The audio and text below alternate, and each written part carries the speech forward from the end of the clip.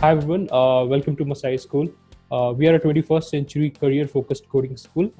My name is Aman Vats. I'm an engineering graduate from Birla Institute of Technology, Misra. I lead the data structures and algorithm curriculum at Masai School. So let me tell you about this video series. In this video series, we'll be introduced to computer programming. You will learn how to write basic computer programs. You will learn the basic constructs of a computer program, that is data types of variables, conditional statement, loops, functions, everything. And you will be learning this in Python. All right. So this is a very fundamental video to getting started with computer programming in Python. And this video series is actually a part of the pre-course for the full stack developer program at Masai School. And now we have decided to make this course available for all aspiring programmers.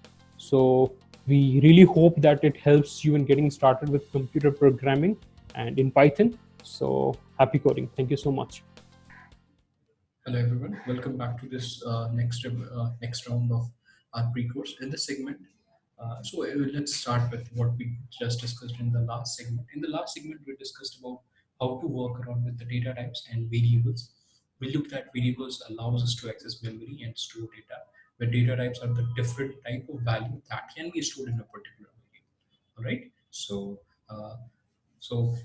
taking that into consideration, I hope you understood this. Let's talk about, in this particular part, we'll be talking about something called as comments and taking input from a user. All right. So the idea that you understand that it's your program takes input from a user, generates some output, and meanwhile it does some processing based on that input and generates some output. All right. So let's look at how do we take input from user. Okay. And so how do we take input from users? So we write something like input and brackets. Okay, don't get, at this point you need not understand what this thing is. We will look at it later. For this point, confidently skip this part. Okay. And then, so whatever, so when you type input, basically whatever user will enter will be taken care by Python, but you need to store that into variable, right? Into a variable, because we need space, we need access to memory to store a particular variable. Okay, to store a particular value. So the variable name can be something like user input. Let's say I put user input. So this particular way we can take input from user. Okay, let's print it. So at this point, I would like to highlight one point that's very important. So if I run this code, it will throw some error. You can see here. Okay, so it's asking for input. Let me enter input, and it throws an error. So guys, at this point, we need to understand one thing. So so there are different versions of Python. Okay, that is present in the market outside, because what happens? Your language has one version, and the makers or the contributors to that language add some extra feature and release the next version. Okay, so there are different versions of a language. Okay, so depending on which version you are using for compilation or execution of your program, it may show you some error. So this particular way of taking input is Python 3 version of taking input. Okay, it's a Python 3 version. And this compiler, this execution that I have done in the below part in the terminal, is being done through Python 2.0. Okay, but in 2.0 the way of taking input was raw underscore input, and that's how you used to take input. So let's try to run it through this way. Let's try to run this now. Print this. So it's just taken care of that. All right, and it printed what we just entered. All right. So the way you can avoid it, this is for Python 2. This is for Python 2. I'll just write this be this for Python 2. This is just for making you understand. Let's remove this part for the time. And suppose you wanted to run this code in Python 3, so you could use Python, simple input. In that way, you would have to execute the program in this way, Python 3 space, the name of the file, .py. All right. So now if you enter Masai, it won't throw you an error. All right, because what happened here, we are asking the right execution. All right, we are executing it using Python 3, and Python 3 understands this particular syntax. Okay, input.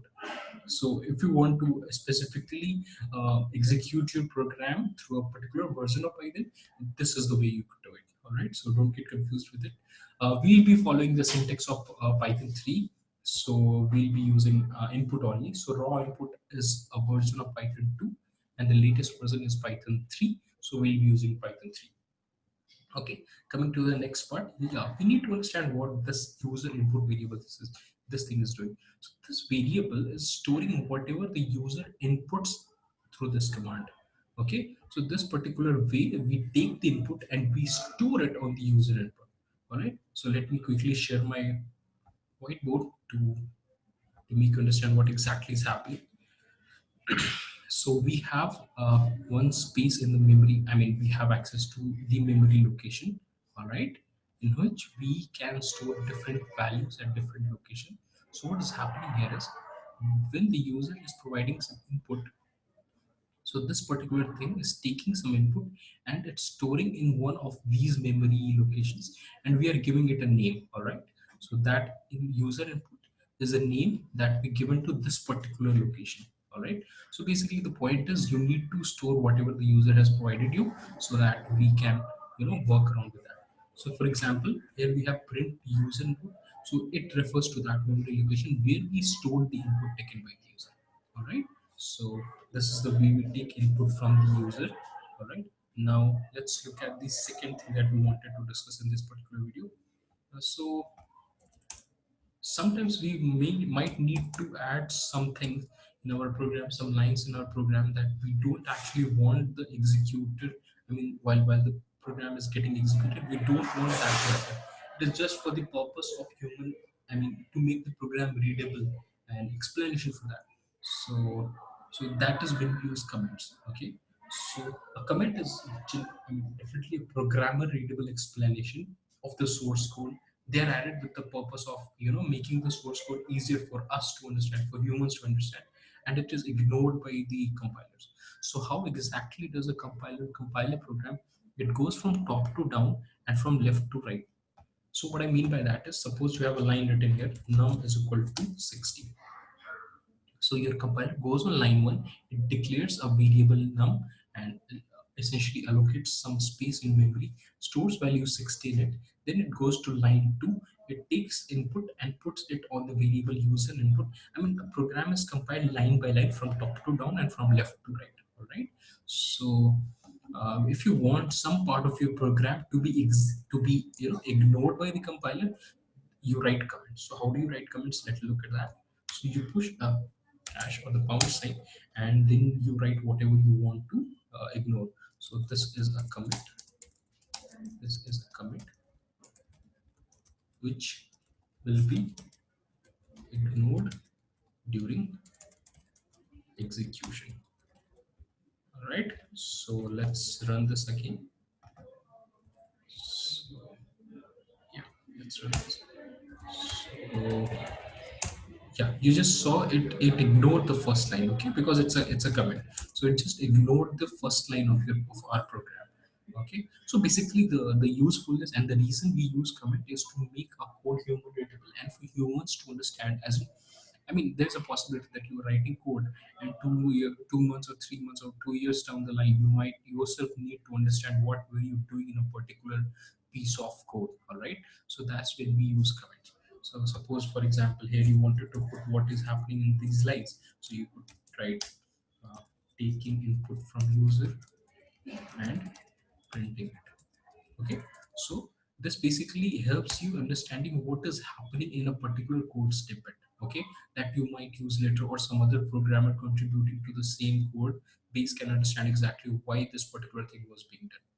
So if you have a multiple line comment, I mean, this is just one line. So I mean, suppose you have 5 lines comment, so you won't be writing doing the same thing at and writing comment line 3, line 4. So there is a different way of doing that in that case. So what we do is we put, so let's remove this for understanding how to write a multi-line comment. So you put 3 single quotes from where you want to start your comment, and three single quote for where you want to end it. Okay, so this way you don't have to put a single point on each line. You just put three single quotes, and that means that their comment is starting, and three single quotes again, which marks that the comment is ending. Okay, so we looked at two things in this part of the section. We looked at how do we take input from the user and how to write comments. And a good program has comments so that uh, it's more of a human. I mean, it's also readable by humans, and so that if someone's contributing to the same program, or if you yourself are going through your program, you can make out some sense from it, so as to what is happening. So that's pretty much it in this set. Thank you so much for joining.